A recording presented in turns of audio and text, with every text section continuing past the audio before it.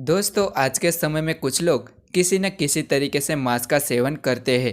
परंतु क्या सभी को ये पता होता है कि जो मनुष्य मांस का भोजन करता है और उसके बाद ईश्वर की पूजा अर्चना करता है, तो क्या भगवान उस मनुष्य की पूजा अर्चना को स्वीकार करते हैं?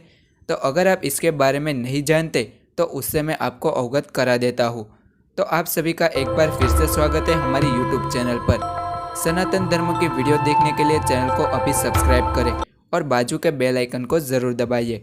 दोस्तों, वैसे तो आप अपने व्यक्तिगत जीवन में कुछ भी खा सकते हैं, इस पर आपको कोई भी इनकार नहीं है।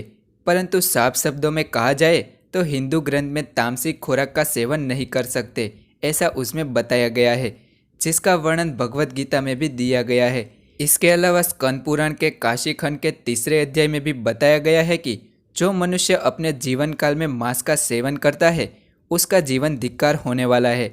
मांस खाने वाले लोगों को ना तो मृत्यु लोक में और ना ही अन्य लोक में कभी सुख मिलता है। स्कंद पुराण में एक प्रसंग ऐसा भी है कि एक बार सभी देवतागण काशी में गए थे।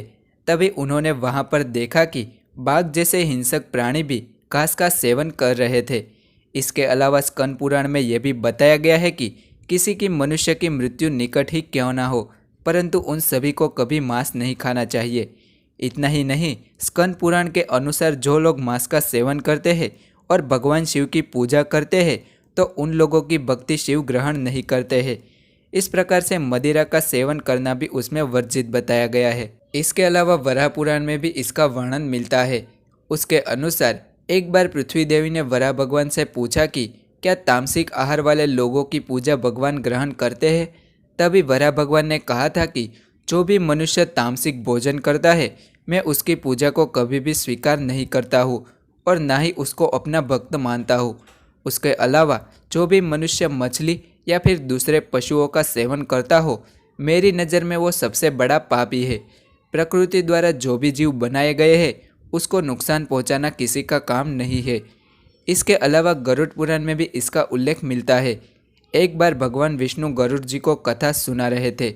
तभी भगवान विष्णु ने कहा था कि जो भी मनुष्य मांस का भक्षण करता है या फिर मदिरा का सेवन करता है, उसकी पूजा और भक्ति कोई भी देवता स्वीकार नहीं करते हैं। इसलिए सभी मनुष्य को सात्विक भोजन ही लेना चाहिए। भगवान विष्णु ये भी कहते हैं कि जो भी मनुष्य अपने स्वाद के लिए मूंगे पशु की हत्या करता है, उस मनुष्य को मृत्यु के बाद उसी पशु की योनि में जन्म मिलता है और उसके बाद उसको भी इतनी ही पीड़ाएं भुगतनी पड़ती है। इसके अलावा भगवान श्री कृष्ण ने यह भी कहा है कि जो भी मनुष्य तामसिक भोजन करता है उस मनुष्य की बुद्धि क्षीण होने लगती है। ऐसे में वो मनुष्य अपनी इंद्रियों का नियंत्रण भी खो देते हैं और उसके बाद ना चाहते हुए भी वो सारे बुरे काम करने लगता है और ऐसे में अपराधों का भागीदार बन जाता है। ऐसे मनुष्य की पूजा तो मैं कभी भी स्वीकार नहीं करता हूँ। गीता में भगवान श्री कृष्ण ने कहा है कि तामसिक भोजन राक्षसों के लिए होता है, ना कि हर इंसानों के लिए। गीता में भगवान श्री कृष्ण ने आहार को 3 भागों में विभाजित किया है, सात्विक, राजसिक और तामसिक।